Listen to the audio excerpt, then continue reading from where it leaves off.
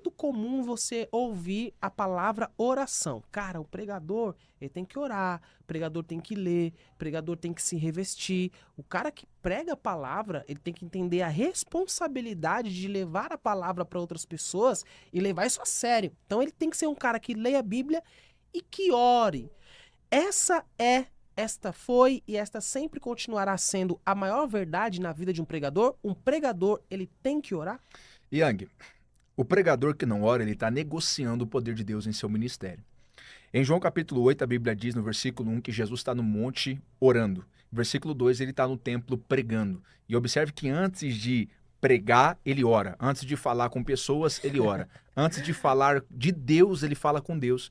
Por que antes de falar de Deus, ele fala com Deus? Porque ele sabe que o segredo do ministério dele é a oração. Ele gasta tempo orando e ele gasta tempo pregando. O problema de muitas das nossas mensagens, de muitos dos nossos pregadores, é que eles querem falar muito de Deus e querem falar pouco com Deus. Uau. E eu descobri lendo a Bíblia que o que vai potencializar as nossas mensagens, vai dar poder e fervor para as nossas mensagens, é justamente o tempo que nós passamos em oração. A Bíblia diz que Jesus passava madrugadas orando.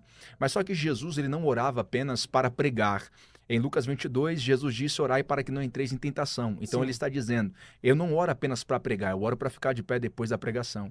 Porque as minhas maiores guerras não é quando eu estou pregando, Yang. As minhas maiores Meu guerras é quando Deus. o culto acaba, apaga a luz do culto, dá a bênção apostólica, o irmão vai embora, o irmão que foi curado foi embora, o irmão que foi batizado foi embora. Quando eu desço do altar, é aí que a guerra começa. Então Jesus está Meu dizendo, não Deus. ore apenas para pregar, para expulsar demônio, mas ore para ficar de pé depois da pregação. Você sabe qual é o problema, Yang? Muita gente orou para chegar, mas depois que chegou, parou de orar e caíram. Calma, vamos lá. Muita gente orou pra chegar, mas depois que chegou, parou de orar e caiu. Não entendeu ainda que a gente não ora apenas para chegar, a gente ora para permanecer. E mais difícil do que ser é continuar sendo. E pega isso, Yang. Jesus falou para os seus discípulos assim em Lucas capítulo 9. Eis que vos dou poder para expulsar demônio. Se Jesus disse isso para você, Yang, eis que vos dou poder para expulsar demônio, qual é a sua reação? Eu vou expulsar Eu demônio. vou expulsar demônio. E foi isso que os discípulos fez, foi atrás do demônio. No versículo 45 do mesmo capítulo, eles acham demônio. Sai, demônio! E o demônio diz, vou sair não. Sai porque é no nome de Jesus. Não vou sair. Sai, não vou sair. Eles ficaram frustrados, decepcionados. E disseram, Jesus, que história é essa? Tu manda a gente expulsar demônio, o demônio não sai. E Jesus disse, essa casta. Não sai a não ser com jejum e oração. Ou seja, Jesus estava dizendo, não basta ter nome de apóstolo, não basta ter palavras proféticas sobre a sua cabeça, não basta receber direcionamento, se você não orar. Tudo que eu disse para vocês, todas as palavras proféticas que eu liberei para vocês, todo o ministério que eu disse sobre que vocês viveriam, só serão ativados se vocês orar. Por quê? Porque a oração é a chave que ativa todo o poder de Deus em nós. E repito, Yang, se a gente não orar, a gente estamos negociando o nosso ministério com o diabo e com o mundo. Estamos perdendo tudo que Deus deu para nós. Então Jesus estava dizendo para os discípulos, vocês querem expulsar demônio? Queremos. Então vai orar. Não, nós somos apóstolos. Vai orar. Não, nós andamos com o Senhor. Vai orar. Em Lucas capítulo 22, esse mesmo Jesus que manda os discípulos ir expulsar demônio, curar doente, pregar a palavra, Lucas 22, o texto diz, vinde e orai. O mesmo Jesus que te chama para o ministério é o mesmo Jesus que te chama para orar. Então, se você quer atender uma agenda e não quer atender o chamado da oração, irmão, você está fraco. Você está fora do propósito. Você atende a pessoa te chamando para pregar, mas não atende Jesus te chamando para orar. Atende as pessoas te chamando para cantar, mas não atende Jesus te chamando para orar?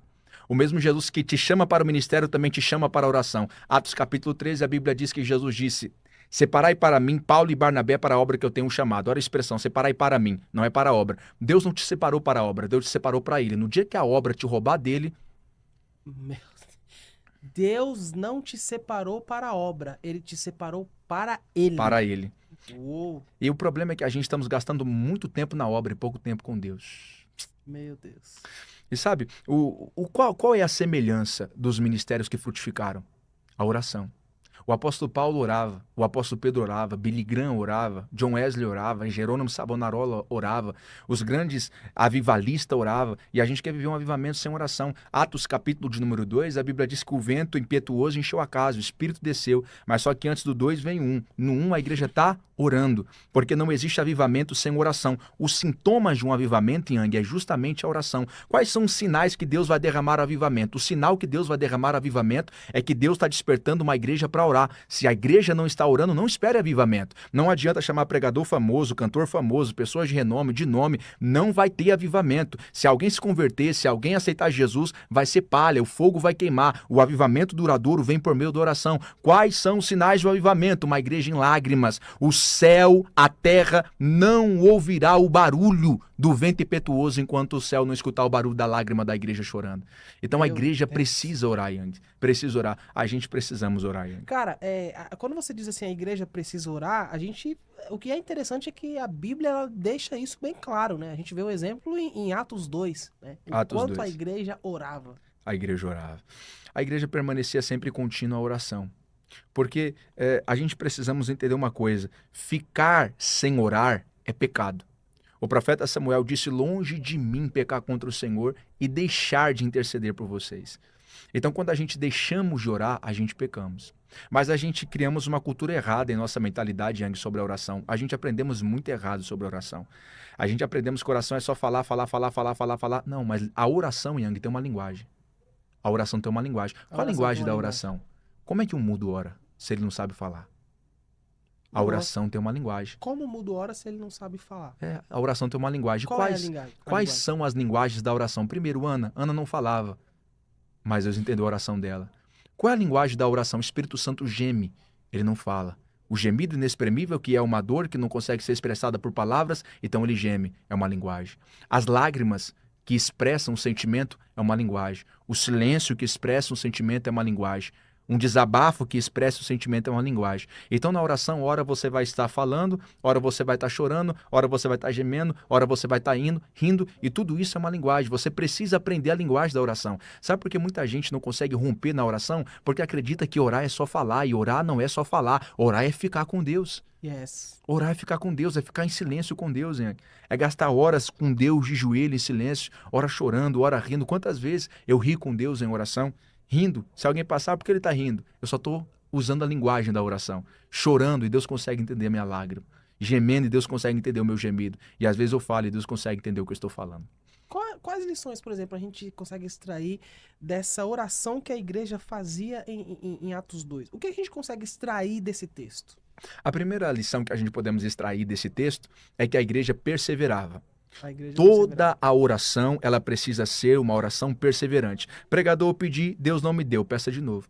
Pregador, clamei, Deus não me deu, clama de novo. Charles Spurgeon disse, peça a Deus. E se ele não te der? Se ele não me dá, Charles, peça de novo. E se ele não me dá, peça de novo. Se ele não te der porque você é crente, ele vai te dar porque você é chato. Mas peça. Porque o segredo da oração é a insistência. Tem muita gente que parou de orar no meio do caminho, por isso que Deus não deu. E se Jacó tivesse desistido? Quando o anjo disse não? E se a viúva tivesse desistido? Quando o juiz disse não. E se a viúva de Sarepta tivesse desistido? A viúva de Sarepta tivesse desistido quando Jesus disse que foi enviado apenas para as ovelhas perdidas da casa de Israel. Será que ela teria o seu milagre? Porque todo milagre está relacionado com a insistência. Não apenas com a insistência, com a oração. Todos os milagres na Bíblia estão relacionados com a oração. A gente fala assim, nossa, Elias orou pelo filho da viúva de Sarepta e ela ressuscitou. Mas só que antes de um menino ressuscitar, a Bíblia diz que Elias clamou a Deus. Antes do fogo descer do céu, a Bíblia diz que Elias orou a Deus.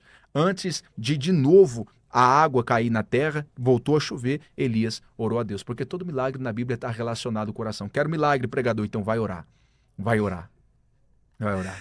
Quer milagre, quer cura, quer transformação, vai orar. E qual é essa necessidade da oração para a igreja? A necessidade da oração para a igreja é porque a oração tem que se tornar um hábito. A partir do momento que você cria o hábito da oração, você começa a orar com mais facilidade. Porque muitos de nós não oramos, porque a gente não criamos o hábito da oração. E para criar o hábito da oração, você tem que entrar pela porta da obrigação.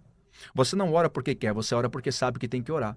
A mesma coisa de trabalhar, você não vai trabalhar porque quer, você vai trabalhar porque sabe que tem que trabalhar.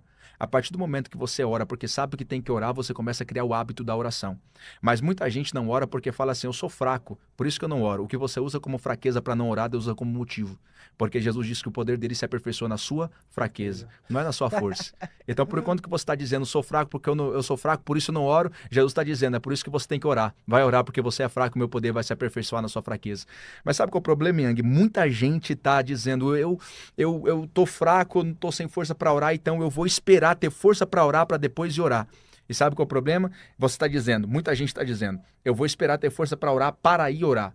Aí você vai assistir filme, vai assistir uma Netflix, vai assistir alguma coisa na internet, esperando ter força para orar. Tá errado. Você não vai receber força para orar distante de um ambiente de oração. Você recebe força para orar em um ambiente de oração. Pregador, eu tô fraco, o que eu faço? Vai orar. E eu tô fraco, vai orar. E lá você vai receber força. Quando você receber força para orar, continue orando. É num ambiente de oração que você vai receber força para orar. Não se iluda. Ah, eu tô fraco para orar, então vou fazer outra coisa. Não, irmão, esse é o maior motivo que você tem para ir orar. Atenda o chamado de Deus que te chama para a oração. Vai orar. Vai orar, porque sempre quando Deus quer fazer alguma coisa, primeiro Ele vai nos despertar para orar. Vai orar, vai orar. Se a gente quer expulsar demônio, quer fazer milagres, maravilhas, a gente precisa orar.